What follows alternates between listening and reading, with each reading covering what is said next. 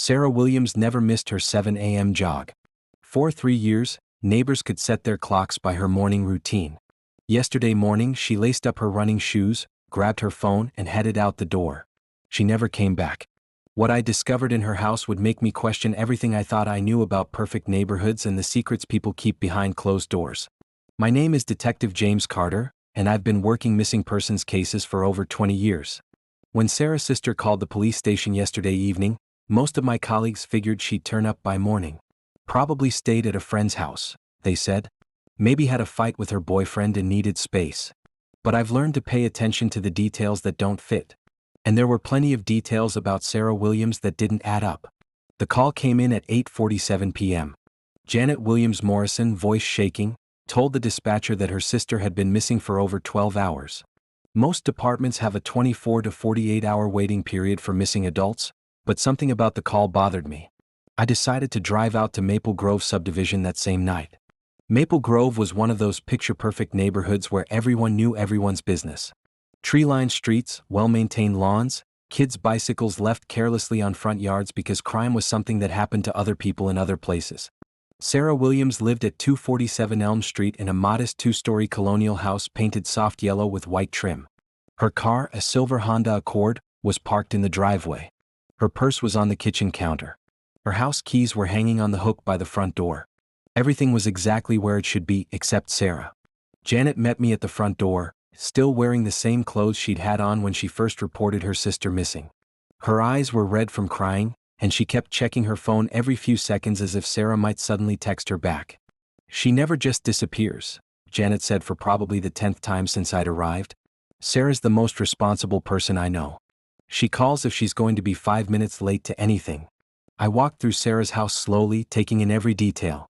The living room was spotless, decorated in neutral colors with family photos covering the mantel. The kitchen showed signs of her morning routine: a single coffee cup in the sink, a banana peel in the trash, a protein bar wrapper on the counter. "Tell me about her jogging routine," I said. Janet led me to the window that faced the street. Every morning at 7, she'd stretch on the front porch for about 5 minutes, then head down Elm Street toward the park. She'd run the loop trail around Miller's Pond, then come back the same way. Usually took her about 45 minutes total. Did she ever vary the route? Never. Sarah was a creature of habit. Same route, same time, same playlist on her phone. I made notes as Janet talked, but my attention was drawn to something else. The house felt too clean, too perfect. In 20 years of investigating crime scenes, I'd learned that most people's homes tell a story. Dirty dishes suggest the person left in a hurry. An unmade bed indicates they might not have come home the night before. But Sarah's house looked like it had been staged for a magazine shoot. "Janet, did Sarah always keep her house this organized?" "Oh yes, she was borderline obsessive about cleanliness. She vacuumed every other day, did laundry twice a week, never left dishes in the sink overnight."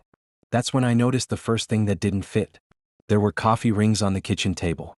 3 of them in a triangle pattern, as if 3 people had been sitting there recently. But Janet had mentioned that Sarah lived alone and rarely had visitors. Does Sarah entertain often? Hardly ever. She's pretty private. Keeps to herself mostly. I knelt down and examined the coffee rings more closely. They weren't from the same mug. The ring sizes were different, suggesting 3 different cups. One was larger, possibly from a travel mug. Another was perfectly round, likely from a standard ceramic mug. The third was smaller, maybe from a teacup. "Janet, when was the last time you were here?" 3 days ago. We had lunch together on Sunday. 3 days ago, but these coffee rings looked fresh. I touched the surface of the table around them, slightly sticky, as if the drinks had been there recently and someone had wiped around them, but not perfectly. I continued my examination of the house, moving into Sarah's bedroom. Again, everything was perfectly arranged. The bed was made with military precision, clothes were hung in the closet organized by color, and not a single item was out of place. But in the master bathroom I found something interesting. There were 3 different toothbrushes in the holder. Sarah's was obvious, a pink electric toothbrush that showed signs of regular use. But there were also a blue manual toothbrush and a green one, both showing recent use. "Janet, does Sarah have frequent overnight guests?" Janet looked uncomfortable. "Not that I know of. She's been single for about 6 months now, since she broke up with Marcus." "Marcus?" I made a note to follow up on the ex-boyfriend. As I continued examining the house, I discovered more inconsistencies. In the kitchen, there were 3 coffee mugs in the dishwasher, all recently used. The trash can contain not just Sarah's usual protein bar wrapper, but also an empty yogurt container and a banana peel that was more brown than the one I'd seen earlier, suggesting it had been there longer. Someone had been in Sarah's house recently. Multiple someones. I stepped out onto the front porch where Janet was waiting and surveyed the neighborhood. Maple Grove was the kind of place where neighbors notice things.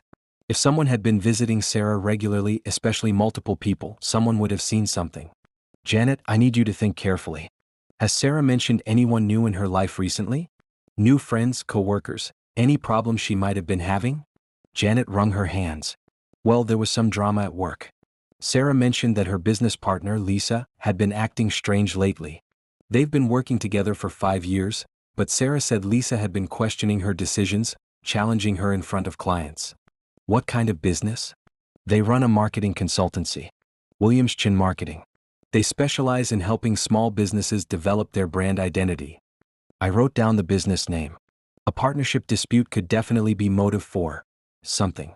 I wasn't ready to assume Sarah was dead, but the evidence was pointing toward something more serious than a missed morning jog. Anyone else? Janet hesitated.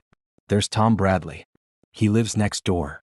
She pointed to the house immediately to the right of Sarah's. He's always been a little attentive. Brings her mail when she's out of town, offers to mow her lawn, that sort of thing. Sarah says he's harmless, but sometimes I wonder.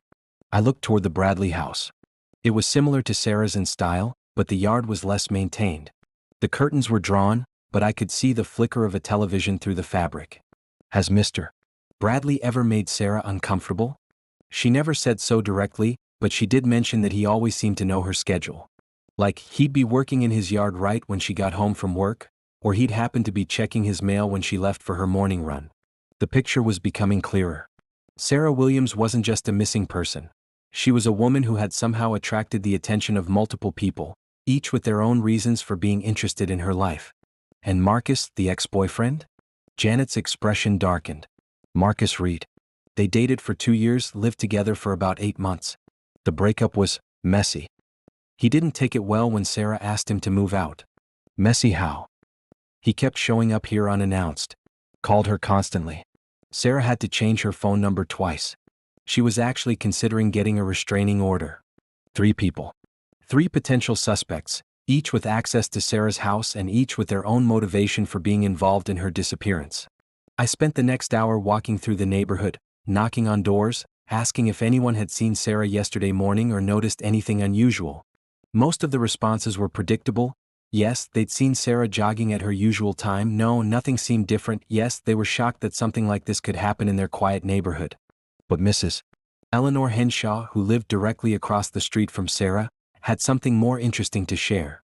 I was watering my plants yesterday morning like I do every day, she said, clutching her robe tighter against the evening chill.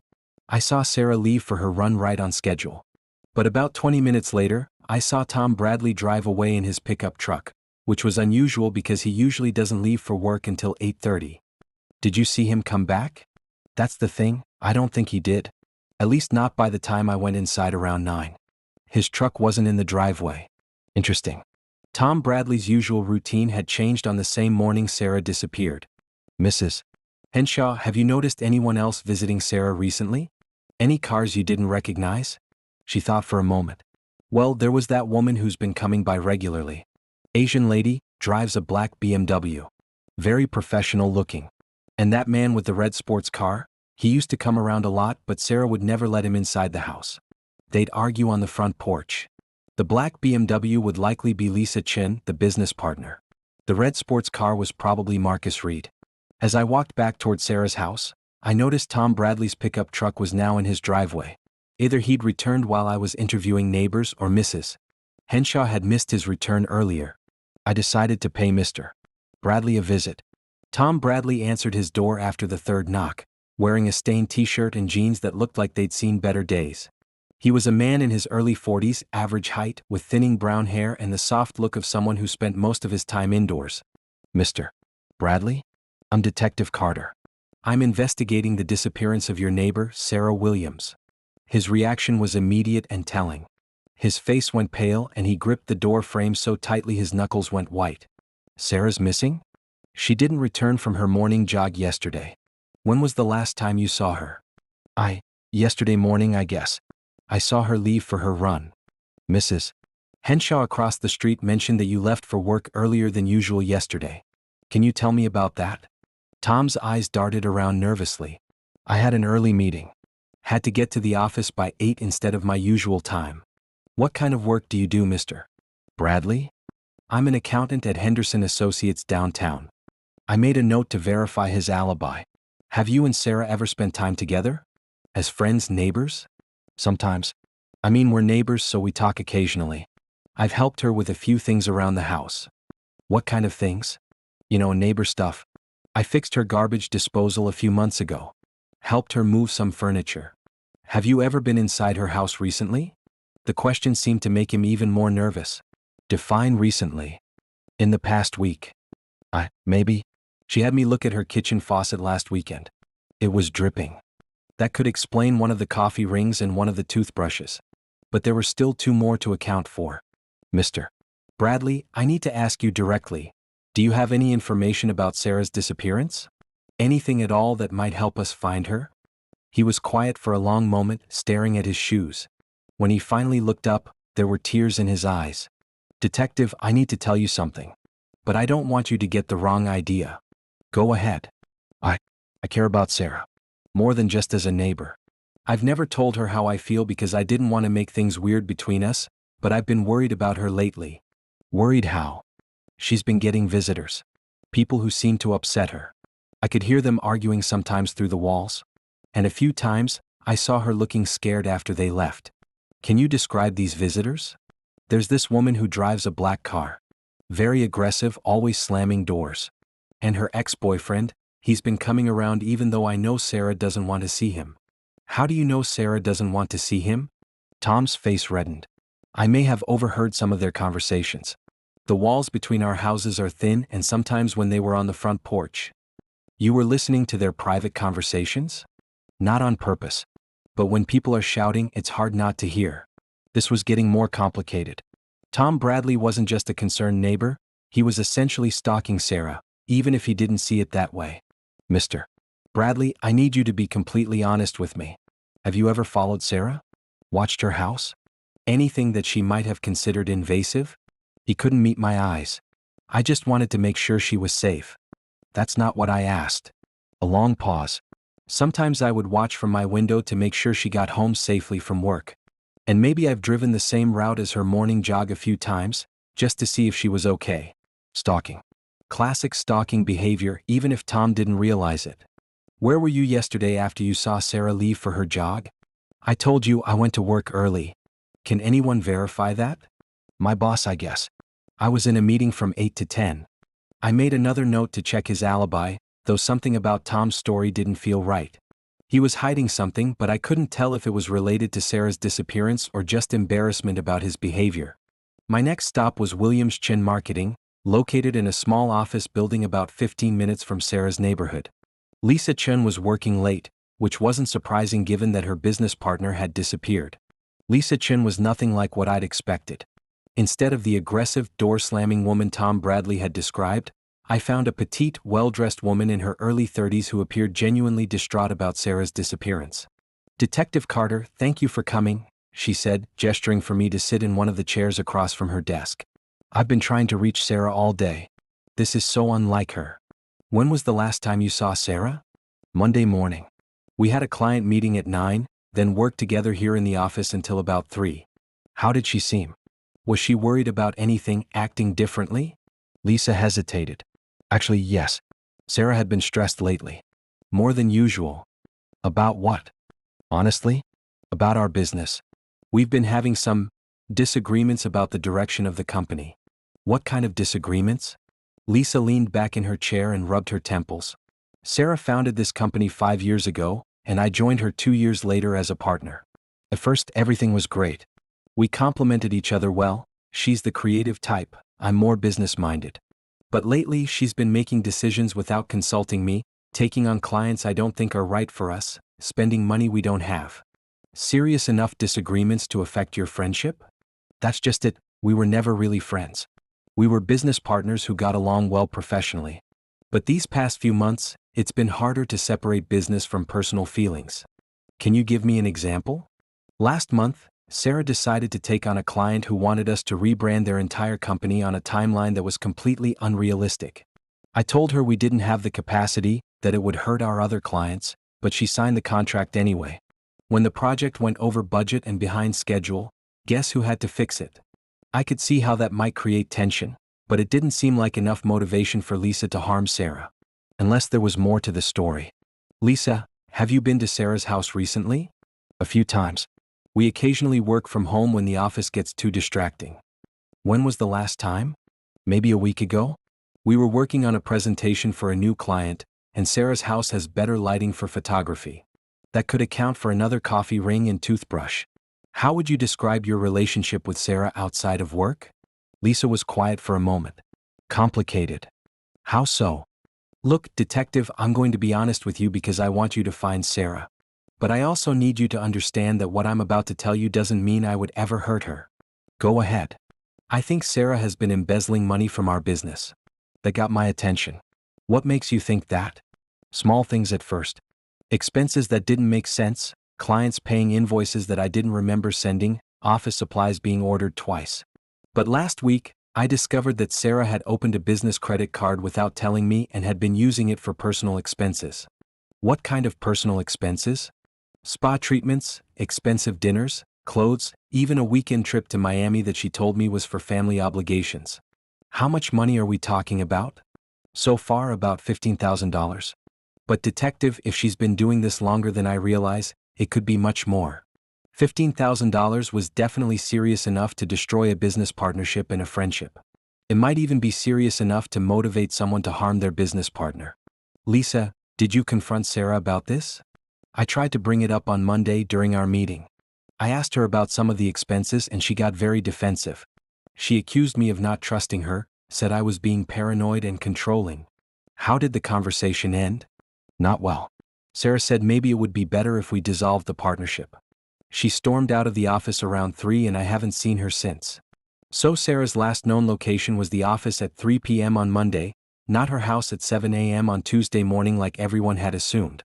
Lisa, where were you Tuesday morning between 6 and 9 a.m.? At home getting ready for work. I usually get here around 8:30. Can anyone verify that? I live alone so probably not. But I can show you my key card records. I swiped into the building at 8:37 on Tuesday morning. That gave Lisa an alibi, assuming Sarah disappeared during her morning jog. But if Sarah never made it home Monday night, the timeline changed everything. One more question. Do you know Marcus Reed, Sarah's ex-boyfriend? Lisa's expression hardened. Unfortunately, yes. He's been harassing Sarah for months. Showing up at the office, calling constantly, even followed us to a client meeting once. Recently? Last week. He came here Tuesday. No, wait, that would have been a week ago Tuesday, demanding to talk to Sarah. I had to threaten to call security before he left. Did Sarah ever mention being afraid of him? She tried to act like it wasn't a big deal, but I could tell she was scared. She started parking in different places, changing her routines.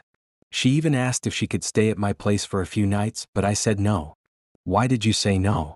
Lisa looked uncomfortable. Because I was already angry with her about the money situation.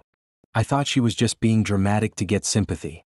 I left the office with more questions than answers. Sarah Williams wasn't just a missing jogger. She was a woman with serious business problems, a stalking ex-boyfriend, and a neighbor who had been watching her every move. My final stop of the evening was Marcus Reed. I found Marcus at Flanagan Bar on 5th Street, exactly where I expected to find him based on his social media posts. He was sitting alone at the end of the bar, nursing a whiskey and staring at his phone. Marcus Reed was a good-looking man in his early 30s, the type who probably charmed his way through life until he met someone like Sarah who wasn't impressed by superficial charisma. He had dark hair, green eyes, and the kind of smile that didn't reach his eyes. Marcus Reed. He looked up and I could immediately tell he'd been drinking for a while. Yeah, that's me. You a cop? Detective Carter. I'd like to ask you some questions about Sarah Williams. His expression changed instantly. What about Sarah? She's missing. When was the last time you saw her? Marcus's hands tightened around his glass. Missing? What do you mean missing? She didn't return from her morning jog yesterday. We're trying to retrace her movements and talk to people who knew her. I haven't seen Sarah in weeks. She made it very clear she didn't want to see me. But you've been trying to see her. Who told you that? Multiple sources say you've been showing up at her house and workplace uninvited. Marcus finished his whiskey and signaled the bartender for another. Look, Detective, Sarah and I had a relationship. A serious one. We lived together, talked about getting married. When she suddenly decided she wanted me out of her life, I didn't just accept it quietly. Sue me for fighting for someone I love. There's a difference between fighting for someone and harassment. I never harassed her. Showing up at her workplace? Following her? Calling constantly after she asked you to stop? I was trying to talk to her. To understand what I did wrong. Sarah never gave me a real explanation for why she ended things. Sometimes people don't owe you an explanation, Marcus. He slammed his glass down harder than necessary. We were together for 2 years, Detective. 2 years. I think I deserved better than being thrown out like garbage. When Sarah asked you to leave, was there a specific incident that triggered it? Marcus was quiet for a long moment. We had a fight. About what? Money. Sarah accused me of using her credit card without permission. Did you? I borrowed some money. I was going to pay it back. How much? A few $100s. It wasn't a big deal. But I was starting to see a pattern. Sarah had money problems with her business partner and with her ex-boyfriend. Maybe she wasn't the victim everyone thought she was. Marcus, where were you Tuesday morning between 6 and 9 a.m.? Home, sleeping off a hangover. Can anyone verify that? I live alone now, thanks to Sarah. What about Monday? Where were you Monday afternoon and evening? Here mostly. Ask Jimmy behind the bar. I was here until close on Monday night. I made a note to verify that with the bartender. Marcus, I need to ask you directly. Do you know anything about Sarah's disappearance? He looked me straight in the eye for the first time since I'd sat down. Detective, despite what everyone thinks about me, I would never hurt Sarah. I love her. I want her back in my life, but I would never hurt her. Even if you knew she was never coming back to you? Even then. I left the bar with 3 potential suspects, each with motive and opportunity. Tom Bradley, the obsessed neighbor who knew Sarah's every routine. Lisa Chin, the business partner who had discovered Sarah was stealing from their company. Marcus Reed, the ex-boyfriend who couldn't accept that their relationship was over. But I still didn't know what had happened to Sarah Williams. The next morning, I decided to retrace Sarah's jogging route. If she had disappeared during her morning run, there might be evidence along the path that the initial search had missed. The route from Sarah's house to Miller's Pond was about 2 miles of suburban streets and park trails. I drove it first, looking for cameras, witnesses, or anything that might have captured Sarah's movements on Tuesday morning. Miller's Pond was a beautiful spot, surrounded by old oak trees and connected by a well-maintained trail that looped around the water. It was popular with joggers, dog walkers, and families, especially in the early morning hours when the park was peaceful and the light was soft. I parked at the main entrance and began walking the trail, looking for any sign that Sarah had been there. About halfway around the loop, I found something interesting. Off the main trail, barely visible through the trees, was a small wooden dock that extended into the pond. It was the kind of place teenagers might go to drink beer or couples might visit for romantic moments away from the main path. On the dock, I found Sarah's phone. It was wedged between 2 boards as if it had been thrown there hastily. The screen was cracked, but the phone was still functional. I called for a forensics team and spent the next hour carefully documenting the scene. Sarah's phone contained several interesting pieces of information. Her last text message had been sent at 6:47 a.m. on Tuesday morning, just before she left for her jog. It was to her sister Janet, "Going for my run. Talk to you later." But there were other messages that painted a different picture of Sarah's last few days. Multiple texts from Marcus, increasingly desperate and angry. Several messages from Lisa about business expenses and missing money. And a series of texts from an unknown number that simply said, "I know what you did."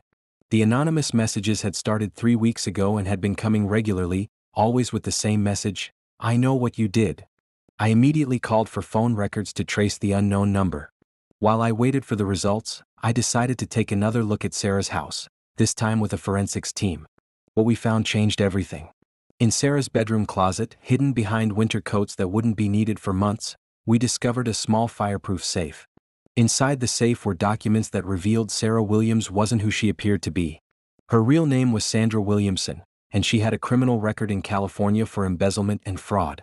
5 years ago, she had stolen over $50,000 from her employer, a marketing firm in Los Angeles.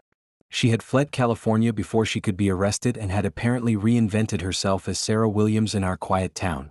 The documents also revealed that Sarah had been funneling money from Williams Chin Marketing into multiple bank accounts under different names. Lisa had been right about the theft, but she'd drastically underestimated the amount. Sarah had stolen nearly $100,000 from their business. But the most shocking discovery was a series of letters from someone who had been blackmailing Sarah for months.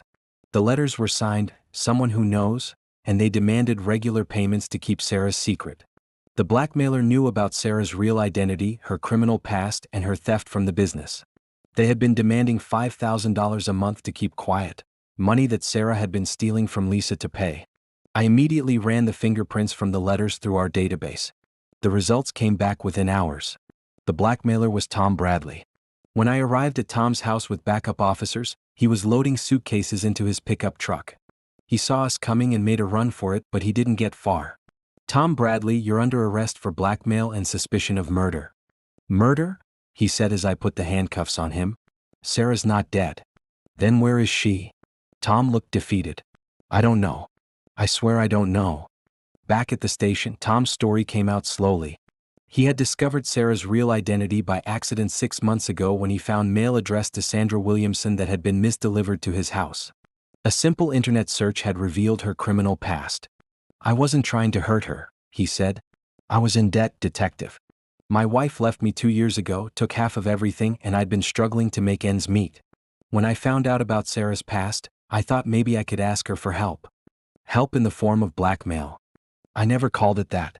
I thought of it as a loan. From someone who could afford it." "You were stealing from her, Tom?" "She was stealing from other people. I figured if she could steal from her business partner, she could share some of that money with me." "Where is Sarah, Tom?"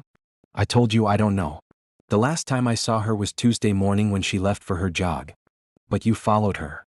Tom's face crumpled. "Yes. I followed her to the park because I needed to talk to her about the payments. She'd been late with the last 2 months and I was getting desperate." "What happened at the park?" "I confronted her on the trail. Told her I needed the money immediately or I'd have to tell people about her real identity. She got angry, said she was tired of my threats. And then? She threw her phone at me and ran off into the woods. I picked up the phone and threw it toward the pond, then went home." "You left her alone in the woods?" "She said she never wanted to see me again. She said she'd rather go to prison than give me another dollar." I stared at Tom Bradley, trying to decide if he was telling the truth. His story explained how Sarah's phone ended up at the pond, but it didn't explain where Sarah had gone after that. "Tom, if Sarah ran into the woods, why didn't you report that she was missing when her sister called the police?" "Because I was scared. I knew it would look bad that I'd been blackmailing her." Tom's lawyer arrived before I could question him further, but I had enough evidence to charge him with blackmail. The question of Sarah's disappearance, however, remained unsolved. Over the next 3 days, we conducted an extensive search of the woods around Miller's Pond. We used tracking dogs, helicopters, and volunteers from the community. We found no trace of Sarah Williams. But on Thursday morning, I got a call that changed everything. "Detective Carter, this is Officer Martinez from the Los Angeles Police Department. I understand you're looking for a woman named Sarah Williams, also known as Sandra Williamson." "That's correct." "Well, I think I know where she is." According to Officer Martinez, Sandra Williamson had turned herself in to the LAPD on Wednesday morning. She had confessed to the embezzlement charges from 5 years ago and was prepared to face the consequences. "She said she was tired of running," Officer Martinez explained. "She said someone in your town had been blackmailing her, and she realized she'd rather serve her time than live in fear." I hung up the phone and sat back in my chair trying to process what I'd learned. Sarah Williams had disappeared, all right, but not in the way anyone had expected. She had simply decided to stop running from her past. I called Janet Williams Morrison to give her the news that her sister was alive and safe, if facing criminal charges in California. "I don't understand," Janet said through her tears. "Why didn't she just tell me the truth? I would have helped her." "Sometimes people get so deep into a lie that they can't see a way out," I told her. "Your sister was carrying a lot of guilt and fear. In the end, she chose to face the truth rather than keep running." Lisa Chin took the news about her business partner's deception hard, but she was relieved to know that Sarah was alive. She would have to rebuild her business and recover the stolen money through insurance claims and legal action, but she seemed oddly grateful to finally understand what had been happening. "I knew something was wrong," she told me. "I just couldn't figure out what it was." Marcus Reed's reaction surprised me the most. When I told him that Sarah was in California facing embezzlement charges, he was quiet for a long time. "You know what, detective?" he finally said. "I'm glad she's safe. I spent so much time being angry at her for leaving me, I never stopped to think that maybe she had reasons I didn't understand." Tom Bradley was sentenced to 3 years in prison for blackmail. Sandra, served 18 months in California for her original embezzlement charges and was required to pay restitution to both her former employer and to Lisa Chen. The case of the vanishing neighbor taught me something important about the work I do. Sometimes people disappear not because someone has taken them, but because they're trying to escape from something in their past. Sarah Williams had created a new identity to run from her mistakes, but in the end she discovered that you can't outrun the truth forever. 6 months later, I received a letter from Sandra Williamson. She was out of prison and working as a waitress in Los Angeles, slowly paying back the money she had stolen. She thanked me for treating her case with respect and said that turning herself in had been the best decision she'd ever made. "I spent 5 years looking over my shoulder," she wrote. "Now I can finally move forward with my life, even if it's not the life I thought I wanted." Every case tells a story, and Sarah Williams' story reminded me that sometimes the most important mystery isn't what happened to someone. It's why they felt they had no choice but to disappear in the first place. The truth, as I've learned over 20 years of detective work, has a way of surfacing eventually. Sometimes it takes a missing person case to help someone find themselves.